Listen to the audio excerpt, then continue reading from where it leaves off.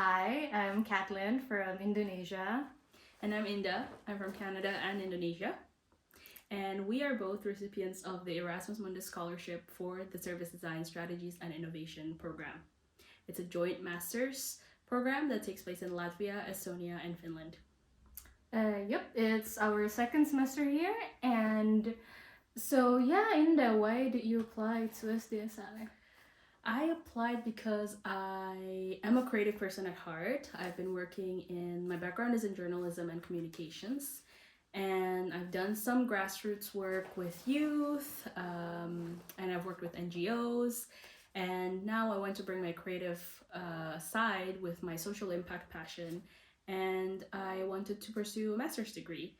And it's expensive to study anywhere really right now. It's expensive to study in Canada. So Agree. I wanted to look for a scholarship, and this program offers a scholarship. And I also wanted to try living and experiencing life somewhere outside of Canada. This is the perfect program for me, I think. What about you? Yeah. My reason is quite similar, actually. I've always wanted to study my master's abroad, not just for the learning and the theoretical areas, but also for my own personal growth. And I've looked and applied to other programs as well for about a year or two, and then I found SDSI, learn about what service design is about, and figured out that it's actually quite related to my work. And I applied, and here I am in Latvia. Okay, now so this video is basically to help you guys out there for your application, and we wish you all the best of luck. So here are some tips of what we did last year. So for me, for my application, I did all the basic stuff. I've prepared my IELTS, my passport, my document. It was already set, so I didn't miss any deadline as well. And then there is motivation letter video, solution video, and admission assignment paper. Okay, so first let's talk about motivation letter video. How was yours, Inda? Well, it took me a long time because, as you probably know, we have so much in our career and our educational background, your personal and professional achievements to put into only 3 minutes. But I heard that this year it's only 2 minutes. Good luck. You can do it, guys. You can do it. But it took me a long time to figure out how do I tell my story to make it authentic,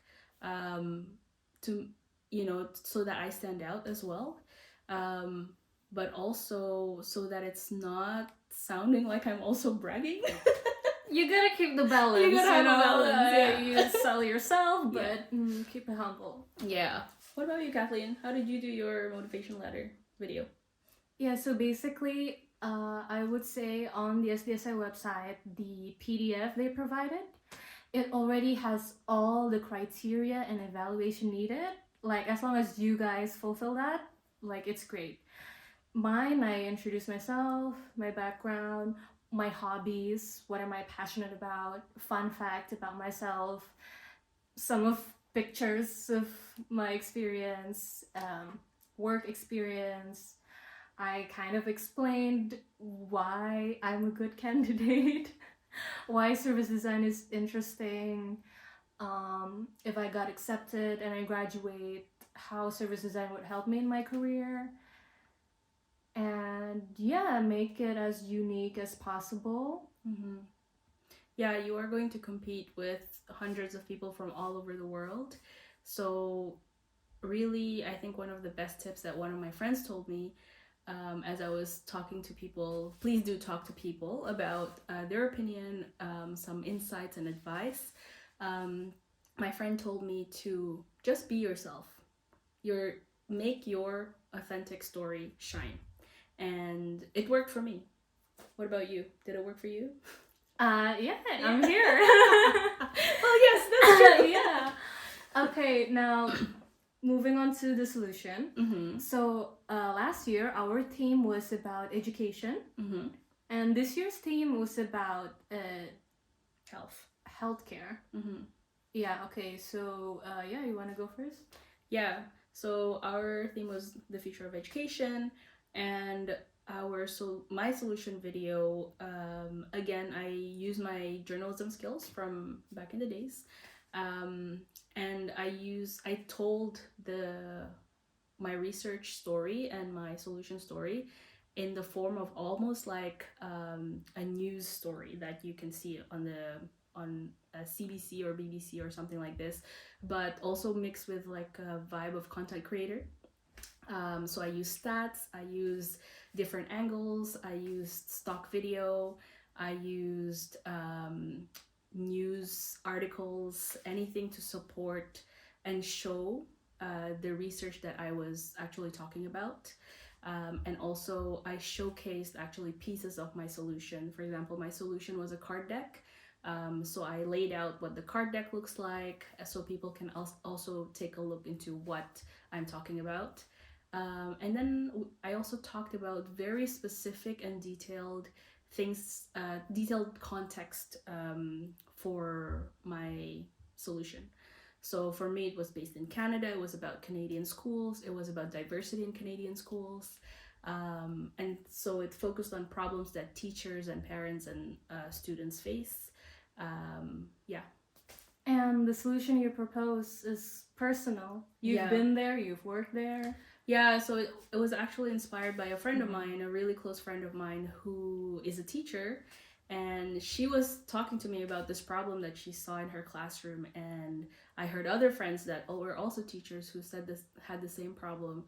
So that's where the idea for me for the main challenge came from. Okay. Yeah.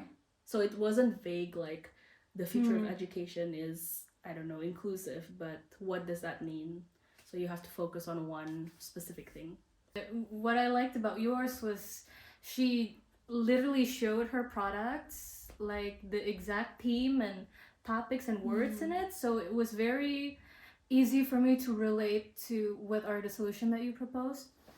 Yeah, okay, so mine was AI integration for cognitive training for elderly in Indonesia. So it's basically, you know, a crossword puzzle, but it's personalized to each of the elderly's mental health state. And with the help of AI, they could also change the questionnaires language into the national language of Indonesia or even traditional languages. And the research was in depth. And, maybe a tip from me would be, when you're talking about the future AI and digital, AI is very broad term. And when you say AI, you got to be specific. Which tool is it? You got to mention, mine was, for example, AI cruciverbalis, and I literally put on a photo of the research paper on it. So did you. Yeah, I also put a lot of pieces of research and where I got my stats from. And for me, my solution was not tech-based at all. It was, how do we... My problem was that as Canadian schools was diversifying, there's more kids that might be getting the wrong messages from online. And so how do teachers and parents help kids understand and empathize with maybe students that are from minority groups and marginalized groups? And so my proposal was more from arts and improv based and imagination and facilitation kind of tool.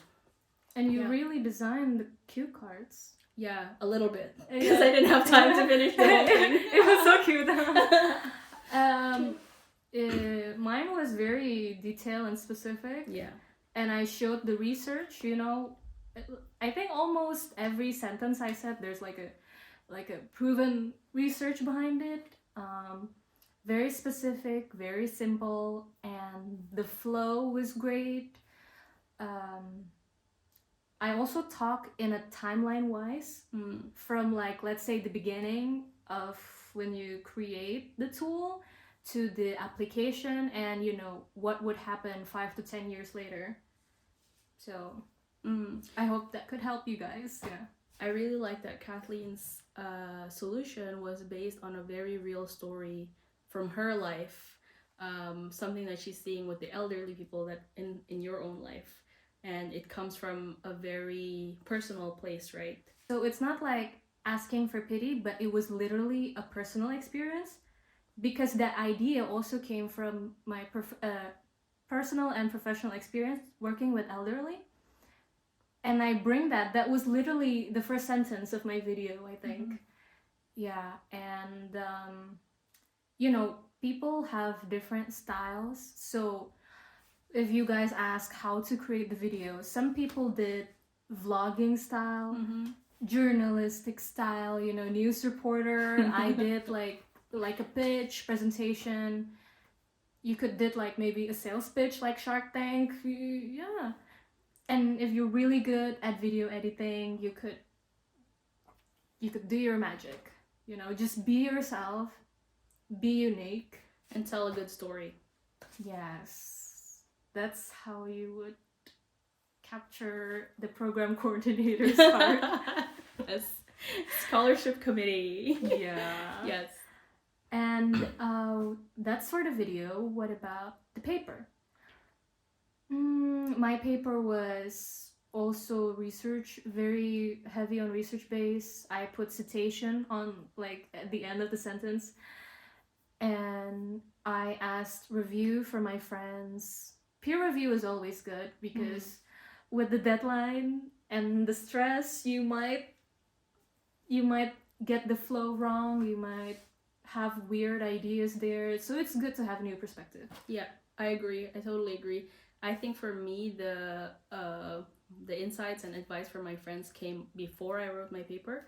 I was so confused what to write about the future of education. I know that a lot of people, well, I didn't know, I assumed that a lot of people would do tech-based solutions or tech-based challenges. And I actually did a little survey on my Facebook with the parents on my network, and I asked like, what are some of the things that are bothering you about the school system for your children? And then I talked to my friends who are teachers, and then I came with 2 ideas finally of what I was going to focus on, and one was about diversity in schools and how online content could impact people who are or classrooms that are more diverse, and the other one was something related to AI. I don't even remember what it was anymore. And then I went back to 2 of my friends who are designers, and they are also parents, and I went to them and I asked, what do you think as parents, which one would actually be more helpful to you, which one would be more interesting? And they said this one. So I took that idea, I worked on that idea, and that's what my paper is on. Yeah. So I agree. So that's actually what you call user-centric. Yes. Imagine when you're presenting it and the users are right in front of you, the investor, the government, or whatever, the people you're trying to make it for, and they would actually use it, take it, and apply it, Yeah. How did you come across to your topic? How did you decide? Well, actually, back then when I was working in a therapy center, they have this memory training game. I actually was going to use it back at home for my grandma because she has been showing dementia symptoms. But I figure like, I couldn't be with my grandma 24/7. So I was thinking, imbued crossword puzzle could be a great cognitive training for her. That was like an idea I had like 2 years ago, and then when SDSI came up, I was like, hey, I could use this idea. That's amazing. and modify it, and yeah, sometimes it's already probably things that you're already curious about, and it seems to fit inside the topic. And yeah, it's your time to actually dig in and maybe win a scholarship out of it. Just one more tip about submitting your application. Don't wait until the last day, just in case there's glitches, your document doesn't upload, you have questions, maybe there's an opportunity to edit before the deadline. Just give yourself ample time in case of things like that, because once the deadline is there, you can't change it anymore. Submit it anymore. Yeah. You know, if you submit the wrong PDF, Yes. or if you upload the video in a Google Drive link and it's not properly public, like the committee can't see it, you know, you gotta be prepared. You need to make sure that your video is accessible to the committee. I used Vimeo unlisted, so that was helpful. I know you use Google Drive. Yeah. Some people use YouTube. Okay, so after the deadline for the documents and the paper and the video, you got into the interview stage. Nerve-wracking. It was very nervous, but the interview was so short, so chill. Again, quoted from the last cohort's video, it was a vibe check. Be it your background, your country, your professional work, it's all very diverse. Yeah, so for example, in our class right now, we have like an economist, a neuroscientist, product designers, people from tech, from HR, education, NGO people, journalists, who else? Business owners, people from business, people from STEM, physicists, like chemistry, like that kind of background. Yeah. So it's really, really like professionally very diverse backgrounds as well. Yeah, marketing, communications. A lot. Wow, very colorful. Yeah, HR. I can't even begin. Just stalk her LinkedIn, guys. It's like do not. Lines of experience. But we also have fresh graduates. So yes. Don't be discouraged if you have no work experience. Yeah, that's true actually. There's like fresh graduates that has maybe like design challenges that they've done, or they've done some work, but probably like their career is not as long as some of the people who are older. Also, it's very age diverse too. There's people who are like 21, 22, and people that are like over 35 as well. Over 35. Yeah, okay, so we were talking about the interview. Yeah, sorry. so my interview. It was around 20 minutes, and I was interviewed by two people. One was a professor, one was the program coordinator. The questions was a bit similar to what they asked last year too, about adaptation, because the Baltic countries are very cold, very dark, and especially in Kuldiga, you're going to be here a year and it's a small city. How are you holding up? I'm great. But I live in a smaller city in Canada, and I also went to do my bachelor's in a smaller city in Canada. Not as small as this. I've never lived in a place as small as this.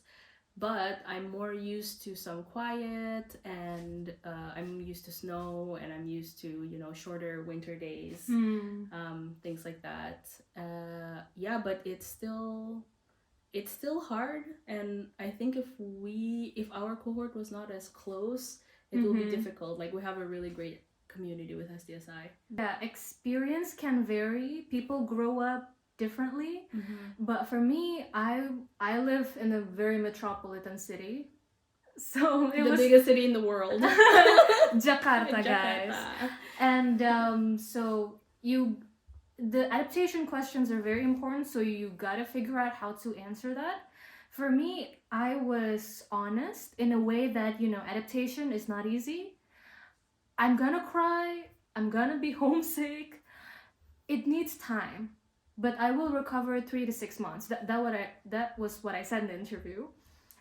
And I also answered that I will join an international Indonesian organization called PPI or PPI, in hoping that if I joined them, I could cook Indonesian food together, talk in Indonesian, and I would feel just like at home. So that's my example. You guys could ideate your own examples how you tackle this adaptation. So like have some strategies. If you know you're going to struggle, have some strategies that you can fall back on, kind of thing. Yeah, they're gonna ask, have you ever lived alone and lived very, very far from your home? Yeah, how are you gonna answer that? Yeah, that's also for some people, it's the first time that they've lived abroad, very far from home. So homesickness is for sure. Yeah. For me, it's not my first time, and homesickness is still a thing too. So it's for everybody. Yeah. Yeah. So yeah. Another question that you struggle with, or that was memorable? Oh, I think that I also asked the interviewers questions. So the interview took all of 15 minutes, exactly 15 minutes. You get in on time, so be prepared before it's time to log in. Be ready, and you will leave at exactly 15 minutes. I don't know what it's like this year, but that was our experience. I was also interviewed by a program coordinator and a professor, a different one. And I also was asked if I would be okay working with different generations of people because it's a very group-based program. And they also asked me if, because I'm older, I'm one of the older students, I'm over 30. So they also asked if I would be bored, for example, like because I had some design background, but I didn't call it design before. I've done some design work, but I didn't call it design. But they asked if I might be bored, and I said, I don't think so. I think people have different perspectives, and working with different generations would be amazing, actually. Yeah. Nice. Yeah. For me, I was a bit caught off guard because they asked me about, if you got accepted, what would be your master thesis and what would you do after graduation? I don't know. And well, in my heart, I was like, that was explained in my video, but I can answer it again. Yeah, I said that my thesis would revolve around HR and I would continue working as an HR after graduation by applying service design methodologies. So one more tip from me, I was in HR, I did some interview.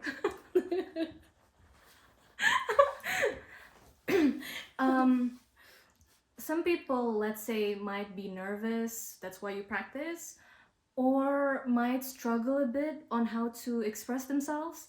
I would suggest you look up into the STAR method. It's like an interviewing method. So STAR stands for situation, task, action, result. It will help you explain yourself better because you might be a competent person, but you don't know how to explain it. So, yeah. Yes. And practice, definitely. Practice on the mirror, practice with your friends, and watch this video. Yeah, practice during your date. No, I'm just joking. Anyway, another common question. What is service design, Linda? So, hold on. Okay, so service design, I think I would quote a friend of ours, one of our classmates actually from Australia. Her name's Teresa. Shout out Teresa. So she actually gives this analogy of service design with fast food analogy. So imagine you go to a fast food restaurant. UX design would design probably the kiosk.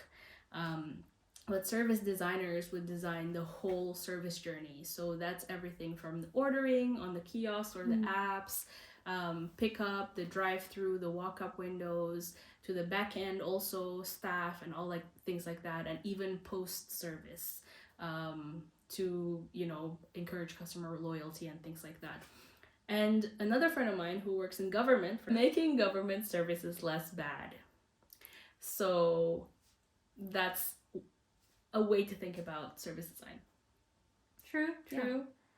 And we learn service design through literally working on an actual project and in an actual team. We are in fact in the same group as Espresso. And yeah, I learned a lot from the team members, and the real life project. We get to hold the workshops, we facilitate, and we prototype. And we did research research on the users' behaviors and things like that.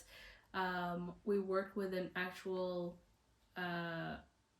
issue with an actual organization here in Latvia on waste management and on something that's going to happen in the future. So hopefully one of our designs can be adopted or used by the organization. That would be really cool. Yeah. The classmates all did amazing job. And so what do you think that our classmates have in common? Like, what screams SDSI from them? I think creatives. Definitely creatives, open-minded people, very adaptable people. Yeah.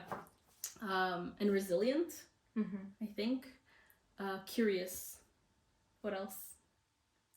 I feel like they are passionate about something. Whatever it is, whether it is exercise, you love nature, you love music, and they actually create or made something. She has her own non-profit back in the day. Yeah. So some own and lead their own non-profit institutions, some own businesses, some own their own blogs and articles, content creators, some have their own podcasts. So yeah, it's really a diverse group. It's been one semester and the experience has been life-changing. I think so. What made it life-changing for you? I mean, oh my god, the friends, the travel, everything, the new trees, the new food. Yes. Learning Latvian. Yes. I only know a few words, but just being exposed to it, and we get 1 week of Latvian before classes start. If you can come early and you want to take part in that, it's optional. But I think it's really useful because at least you know how to say thank you and how are you and excuse me. So that's really useful. Yeah. Kathleen and I were on the bus to Riga for so often that we learned how to say next stop in Latvian. What was it? Nakama. You don't need to have a design background. Yeah. And do your research, what is service design. You could look it up, look at the institutions, the design agencies, for example, IDEO from the US. We actually studied that in class today. And there have been so many videos explaining the SDSI program in YouTube, Instagram, LinkedIn, from the program's official website, and from the SDSI students' personal platform as well. And there are some examples of projects from, I don't know about our cohort if it's up yet, but other cohorts as well. Their projects are on the website. So you can take a look at what kind of things people worked on, whether it's part of the program or part of design challenges. And I think it's really cool to have this pool of people who are really just we're exchanging ideas all the time, we're working together all the time. And I don't think that I would get this anywhere else. True. Yeah. Aww. Okay, that's all from us. Thank you guys. Thank you, Paldies. Good luck. Good luck.